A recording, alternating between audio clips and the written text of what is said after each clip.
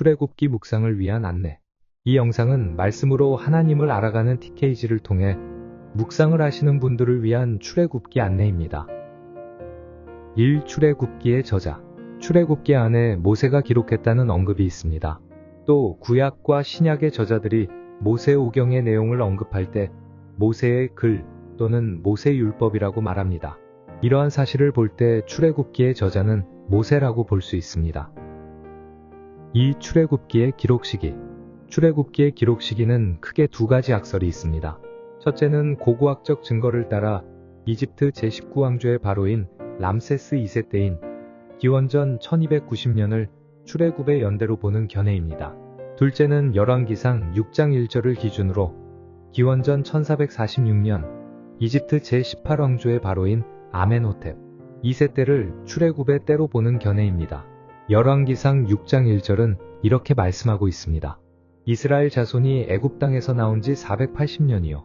솔로몬이 이스라엘 왕이 된 지 4년 15월 곧 둘째 달에 솔로몬이 여호와를 위하여 성전 건축하기를 시작하였더라. 솔로몬이 왕위에 등극한 해는 대략 기원전 970년으로 봅니다. 그런데 열왕기상 6장 1절은 솔로몬이 왕으로 즉위하고 4년 후인 기원전 966년에 성전 건축이 시작되었다라고 말합니다. 여기서 열왕기상 6장 1절이 알려주는 정보가 있습니다. 바로 성전 건축의 시작은 출애굽한 지 480년이 되었던 해라는 겁니다. 이렇게 보면 출애굽이 있었던 해는 기원전 1446년입니다. 그리고 광야 40년의 생활을 생각한다면 이스라엘의 광야의 삶은 기원전 1446년부터 1406년 사이입니다. 이렇게 해서 출애굽은 기원전 1446년에 이루어졌다라고 볼 수 있습니다. 그리고 광야 40년을 고려할 때 이스라엘의 가나안 땅 입성은 기원전 1406년입니다. 그러므로 모세의 죽음도 그쯤으로 생각할 수 있습니다. 모세를 저자로 생각한다면 모세오경은 기원전 1446년에서 1406년 사이에 기록되었습니다. 하지만 원독자가 곧 가나안 땅에 들어가야 될 사람들이라고 본다면 모세의 죽음 직전에 이 출애굽기가 기록되었다고 볼 수 있습니다. 3. 출애굽기의 원독자. 앞서 말씀드렸듯이 출애굽은 기원전 1446년에 있었습니다. 그런데 이스라엘 사람들이 애굽에 들어온 것은 출애굽기 12장 40절 41절 말씀을 통해서인데 그것은 430년 전입니다. 즉 야곱의 가족이 애굽에 들어왔던 해는 기원전 1876년입니다. 출애굽한 이스라엘은 가나안 땅을 향해 가고 있습니다. 그리고 이스라엘이 가나안 땅에 들어간 해는 기원전 1406년이 됩니다.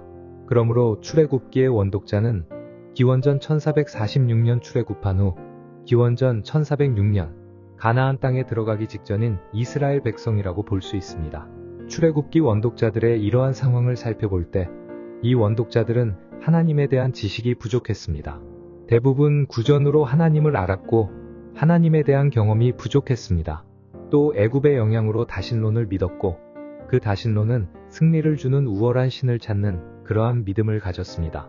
그러므로 하나님의 백성으로 이 사람들은 부족한 정체성을 가지고 있었고 애굽에서의 오랜 노예 생활이 이들에게 익숙했습니다. 그리고 약속의 땅인 가나안의 정탐 실패를 통해 보았듯이 이들은 믿음이 부족했습니다. 4. 출애굽기의 구조.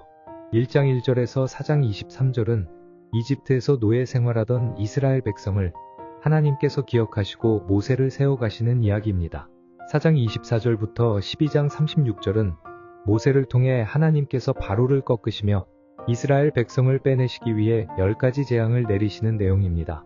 12장 37절부터 15장 27절은 바로를 꺾으시고 하나님께서 이스라엘 백성을 이집트에서 건져내시는 이야기입니다. 16장 1절에서 18장 27절은 이집트에서 구원하신 하나님께서 이스라엘 백성들을 시내산까지 이끄시는 내용입니다. 이 부분은 이집트에서 나와서 시내산으로 가는 2개월의 과정을 보여줍니다. 19장 1절부터 24장 18절은 이제 이스라엘 백성을 자신의 백성으로 삼으시는 하나님, 그리고 그 하나님과 언약을 맺는 이스라엘 백성, 그리고 하나님께서 그 이스라엘 백성이 하나님의 백성으로 살아가기에 합당한 그런 언약들을 주시는 부분입니다. 25장 1절부터 31장 18절은 하나님께서 이스라엘과 함께 거하시기 위해 성막의 식양을 보여주시는 이야기입니다. 32장부터 34장은 모세가 시내산에서 내려오지 않자 이스라엘 백성이 금송아지를 만드는 사건입니다. 이때 하나님의 진노와 모세의 중보기도를 통한 용서를 다루고 있습니다. 마지막으로 35장 1절부터 40장 38절은 금송아지 사건에도 불구하고 용서받은 그런 이스라엘 백성이 하나님과 함께하기 위해 성막을 완성한 이야기입니다. 이 부분은 시내산에서 10개월을 보여줍니다. 출애굽기는 크게 두 부분으로 나눌 수 있습니다. 앞부분은 출애굽을 통하여서 구원하신 하나님을 보여줍니다.